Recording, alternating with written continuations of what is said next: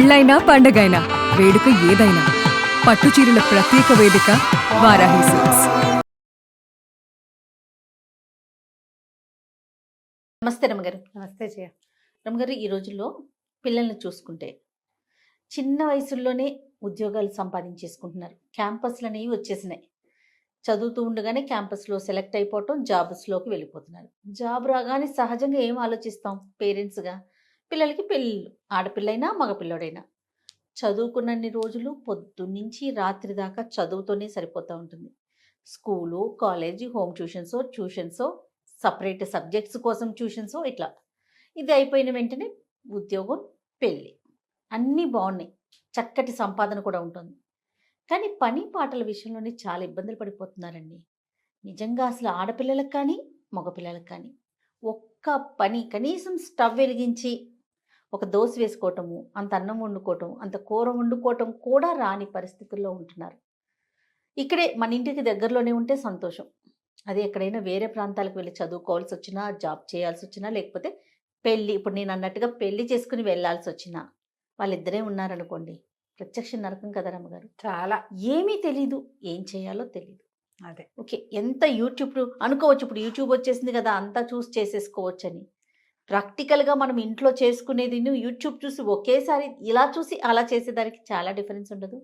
ఖచ్చితంగా ఉంటుంది. అది అంటే మనం నేర్పించలేకపోతున్నామా, లేకపోతే అంత టైం ఉండట్లేదా, వాళ్ళే కేటాయించలేకపోతున్నారు, లేకపోతే ఇప్పుడే ఎందుకులే పెళ్ళైనాక ఎట్లానో తప్పదు కదా అనే ఒక ఆలోచనతో వదిలేస్తున్నారా? నాకు అర్థం కాదు.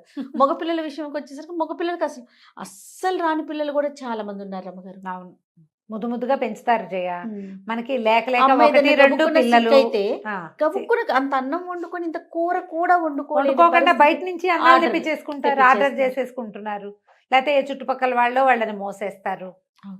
కదా. చాలా ఇళ్లలో ఆడపిల్లలు ఉన్నా సరే నాన్నలే వంట చేసి పెట్టే వాళ్ళు కూడా కనిపిస్తారు. అవును. ఏంటంటే మనకి 1, 2, 2 పిల్లలు ఉండటము. ఇప్పుడు లేటెస్ట్ పెళ్లి చేసే పిల్లలంటే వాళ్ళ పేరెంట్స్ కూడా 2 ఉద్యోగస్తులై ఉండటము. ఉమ్. ఏదైనా వంట మనుషుల్ని పెట్టుకోవటము, లేదా కూరలు తెప్పించుకోవటము, కూరలు బయట కర్రీ పాయింట్ల నుంచి వచ్చేయటము.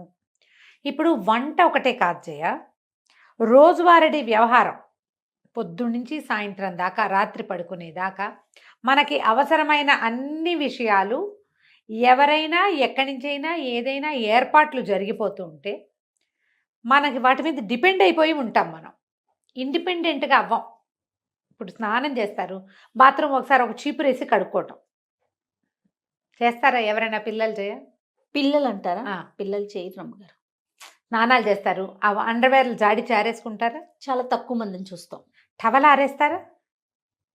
బాక్సులు కడుక్కోవటం, బాక్సులు సర్దుకోవటం, వాటర్ బాటిల్స్ లాంటివి నింపుకోవటం, తమ బట్టలు తమ సామాన్లు అవన్నీ అరేంజ్డ్గా పెట్టుకోవటం, ఇవన్నీ మనం రేర్గా సినిమాలలో చూస్తాం. రెగ్యులర్గా అసలు జరగవు. తల్లులే చేసి పెడతారు. ఇంట్లో అవన్నీ ఒకళ్ళు ఉంటారు కదా రమ్మగారు, ఆ? జీతం లేని పని పని మనిషి మనిషి. అనుకోవాలి. అంతే, అన్నిటికీ అమ్మా అంటే అయిపోతుంది. నా క్షణాలు. సాక్స్ ఏవి, నా చొక్కా ఏది, నా షూస్ ఏవి, నా అదేది, నా ఇదేది, Yes. అది ఎక్కడుంది, ఇది ఎక్కడుంది అంటే ఉద్యోగస్తులైన తల్లులు కూడా పిల్లల్ని మోస్తారు. ఖచ్చితంగా. ఇప్పుడు ఇవాళ రేపు కొంచెం ఉద్యోగస్తులైన వాళ్ళు కొంచెం బెటర్గా ఉంటున్నారు, పిల్లలకి కొన్ని నేర్పిస్తున్నారని భావించాలి. కొంతమందికి నేర్పించబడుతోంది, కొంతమంది వాళ్ళ అవసరానికి వాళ్ళని. తల్లి ఉండదు, సాయంత్రం అయ్యేసరికల్లా వీళ్ళే పాలు వేడి చేసుకుని తాగుతారు, ఇంకేదో కార్న్ ఫ్లెక్స్ వేసుకుంటారు, ఓ దోశ వేసుకుంటారు, బ్రెడ్ టోస్ట్ వేసుకుని తింటారు, ఆమ్లెట్లు వేసుకుని తింటారు, చూస్తున్నాం మనం. ఏవో తినేస్తారు. నీకు తినేయటం ఒకటి ఇంపార్టెంట్ పాయింట్. దీంతో పాటుగా తినేశాక దాన్ని సవరించటం ఉంది చూసావు, అది మెయిన్. అది మెయిన్. కానీ తల్లులు ఏం కోరుకుంటారు? తింటున్నారా, ఓకే, ఆ టైంకి నేను ఉన్నా లేకపోయినా ఏదో ఒకటి చేసుకొని పిల్లల కడుపు తినేస్తారు. నిండుతుంది కదా. అది ఆ చాలు. గ్లాసు ఆ సింక్లో పెట్టటము, ఆ గ్లాసు కడిగి పెట్టటము, ఆ ఆమ్లెట్ వేసుకున్నదో, ఆ దోశ వేసుకున్నదో, ఆ పెనం యథాప్రకారం ఏ ప్లేస్లో తీసారో ఆ ప్లేస్లో పెట్టేయటం, మిగిలిన దోశ పిండి ఎత్తి ఫ్రిడ్జ్లో పెట్టడం. ఎలా తమ వంటింట్లోకి ఎంటర్ అయినప్పుడు వంటిల్లు ఎట్లా ప్లాన్డ్గా ఉందో అదే ప్లాన్లోకి మళ్ళీ వెనక్కి తెస్తున్నారా, ఇది మనం నేర్పించాలి. ఇప్పుడు పిల్లలకి లైన్గా పనులు చేయటం వస్తాయి. చాలా రోజుల క్రితం ఒక ఆవిడ ఎప్పుడో మాట్లాడారు జయ నాతో, ఎప్పుడో ఒక 2-3 సంవత్సరాలైంది. ఈ అమెరికాలో అవి పంపించేస్తారండి, నన్ను అలాగే పంపించారు. చిన్నప్పుడు వంటింట్లోకి వెళ్తే మా అమ్మ నాయనమ్మ, ఇప్పుడు ఎందుకు వంటింట్లోకి, హాయిగా చదువుకో, పెళ్ళయ్యాక చేసుకోవచ్చు పని అనేవాళ్ళండి. నన్ను ఏమీ చేయనివల 21, 22 నా ఉద్యోగం వచ్చిన సరికల్లా పెళ్లి చేసేశారు, అమెరికా పంపించేశారు. ఈడ ఫ్రెండ్స్ గందరగోళం ఏమిటో వాళ్ళందరూ ఏమిటేమిటో చేస్తారు. నాకు ఒక ముక్క రాదు, ఏమీ రాదు, నాకు ఏమీ రాదండి. ప్రత్యక్ష నరకం చూశాను నేను. రోజు ఏడ్చేదాన్ని. ఎంత అల్లారి ముద్దుగా పెరిగాను నేను. ఎంత బాగా చూశారో ఇంట్లో. చూసి నన్ను ఉద్ధరించిందేం లేదు వాళ్ళు. మా అమ్మని నాయనమ్మని తిట్టుకొని రోజు లేదని చెప్పారు నాకు. చూడండి. వీళ్ళ వల్ల కదా నేను ఇలా స్టూపిడ్లా అయ్యాను. ఇదేమిటి ఇంత దద్దమ్మలా ఉన్నాను, వాళ్ళందరూ బాగా చేస్తున్నారు, ఇతనేమో వాళ్ళు బాగా చేస్తున్నారు, నువ్వు ఎందుకు చేయమంటాడు. ఇంట్లో ఉంటాను, ఉంటే ఏమిటి నాకు రావాలిగా పని. వంట రాదు, పని రాదు, లైన్గా పని చేయటం అనేది ఒక స్టామినా. రోజంతా పని చేస్తూ ఉండటం ఎవరికి వస్తుంది అది? దేని తర్వాత ఇది చేయాలని కూడా ఇంపార్టెంట్ కదా. ఇది దీని గురించి ఒకసారి మాట్లాడాలండి అని. Yes yes. కానీ ఈ తరం పిల్లలు కొంత మీరు అన్నట్లుగా కొంత మారారు రమ్మగారు. ఎందుకంటే మా పింకి యూఎస్కి వెళ్ళింది కదా, అసలు వెళ్ళే వరకు కూడా ఇంట్లో ప్రతిదీ కూడా చేతికి అందించడం, నోటికి అందించటమేనండి. ఇప్పుడు వెళ్తే కుక్క పిల్లలు అనకూడదు కానీ ఎన్ని డిషెస్ అనుకుంటున్నారు రమ్మగారు. ఆ ఫొటోస్ చూస్తుంటే షాక్ అవుతున్నాం మేమైతే. ఏమిటి ఇవన్నీ వండేస్తాం, ఎలా చేస్తున్నావేంటి, మొత్తం మన వీడియోస్ అని చెప్తుంది యూట్యూబ్ లో. ఇప్పుడు ఒంటరిగా ఉంటే కొన్నాళ్ళు ఉద్యోగం కోసం శుభ్రంగా చేసుకునే పిల్లలు కూడా కనిపిస్తున్నారు. కానీ ఇబ్బంది కదా, ఇబ్బంది. ఫస్ట్ లో కాస్తంత ఇబ్బంది పడద్దు, దాన్ని ఎంజాయ్ చేసి చేయగలిగితే సంతోషం. అది ఇది పి సత్యవతి గారిని, రైటర్ పి సత్యవతి గారు. పెద్దవారు జయ 80 years ఉంటాయి. వారి కథలు భలే బాగుంటాయి. అందులో ఒక కథ రాశారు, ఒక రాజా ఒక రాణి అని. ఓ, దీనికి ఒక కథ కూడా ఉందా? భలే బాగుంది, ఇంట్రెస్టింగ్గా.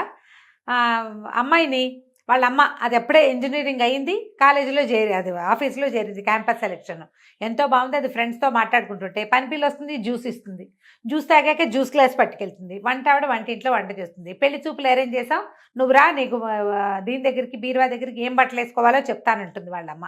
ఈ ఫోన్లో కబుర్లు చెప్పుకుంటూనే వాళ్ళ అమ్మ దేవతోటి వెళ్ళి రేపు పెళ్లి వాళ్ళు వస్తే వేసుకోవాల్సిన డ్రెస్సు, దానికి మ్యాచింగ్ నగలు, కావాలంటే ఇంకో డ్రెస్సు కుట్టిద్దాం, అన్నీ వాళ్ళ అమ్మే అరేంజ్ చేసింది. పెళ్లి చూపులు, పెళ్ళైపోయింది. పెళ్ళైపోయిన తర్వాత ఏమిటి ఇప్పుడు ఎవరైనా వస్తే ఏం బట్టలు వేసుకోవాలో అమ్మే చెప్పాలి. దాని మీదకి నగేం పెట్టుకోవాలో, చెవులకి ఏం పెట్టుకోవాలో, ఎలాంటి వేసుకోవాలో, చెప్పులు ఏం వేసుకోవాలో అమ్మే. వంటింట్లో వంట మనిషి ఉంది, పై పిల్లకి చిన్నపిల్ల ఉంది, పై పనులకి అన్నీ అది అందిస్తుంది. ఇది బొమ్మలాగా తయారైతే చాలు, దాని ఇస్త్రీ బట్టలు రెడీగా ఉంటాయి, దాని ఫుడ్ ప్లేట్లో రెడీగా ఉంటుంది, లంచ్ బాక్స్ రెడీగా ఉంటుంది, వాటర్ బాటిల్ రెడీగా ఉంటుంది, హ్యాండ్ బ్యాగ్లో కూడా వాళ్ళ అమ్మ ఎప్పటికప్పుడు డబ్బులు ఉన్నాయా అని చెక్ చేసి డబ్బులు పెడుతుంది. పెళ్ళయింది. పెళ్ళైతే ఓ రోజు రాత్రి అల్లుడు ఫోన్ చేశాడు అర్జెంటుగా. ఏంటండి మీ అమ్మాయి ఒక మాట విందు, ఎంతసేపు ఆన్లైన్లోనే ఉంటుంది, ఫోన్లోనే ఉంటుంది, ఒక పని రాదు, ఎంతసేపు ఏడుస్తుంది, ఇండియా వెళ్ళిపోతానంటుంది, ఇదేమన్నా బెజవాడ బందరా ఊరికే పంపించేసేయటానికి, అర్థం చేసుకోదు అని పెద్ద పెద్ద కేకలు పెట్టాడు. ఒక పని రాదు, ఏ పని చేయదు, ఎప్పుడు ఆన్లైన్లోనే ఉంటుంది అన్నాడు. కూతురుకి ఇచ్చాడు. ఇప్పుడు కూతురు ఏమైనా చెప్తే అల్లుడు వింటే బాగోదు కదా. ఎక్కడికి బోళ్ళంత ఖర్చు పెట్టాం పెళ్ళికి, కట్నం వద్దని బాగానే బోళ్ళంత ఖర్చు పెట్టించారు. కట్నాలు వద్దంటారు కదా, కట్నం వద్దు గ్రాండ్గా చేయండి అంటారు. ఇవాళ రేపు నేను ఇది అనుకుంటాను, ఓ 10 లక్షలు ఇవ్వండి అంటే 10 ఇచ్చి మిగిలినవన్నిటికీ కట్ చేయొచ్చు.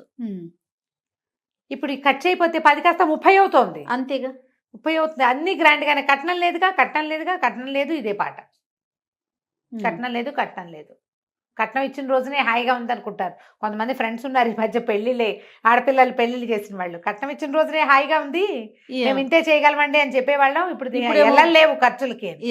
ఈ కూతురుతోటి మాట్లాడి కూతుర్ని, ఏమే ఎందుకమ్మా కాస్త పని చేయొచ్చు కదే, ఆ పాత్ర నేర్చుకుంటే. ఏం నేర్చుకోనమ్మా నేనేం నేర్చుకోను, ఏనాడైనా నన్ను ఏమైనా చేయనిచ్చారా? ఆఖరికి నా కాఫీ గ్లాస్ కూడా పని పిల్లే పట్టుకెళ్ళలేదు కదా. నాతో మీరు అడ్జస్ట్ అయ్యారు, ఇప్పుడు నేను ఎట్లా అడ్జస్ట్ అవ్వను ఇతనితోటి?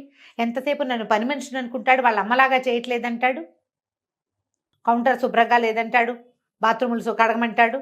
నేను ఎప్పుడైనా చేశాను, ఇప్పుడు నన్ను అవన్నీ చేయమంటున్నాడు. నా వల్ల కాదు, బయటికి వెళ్ళడానికి వీలు లేదు, ఉద్యోగం లేదు, 6 నెలలు డిపెండెంట్ వీసా మీద ఉంటారు.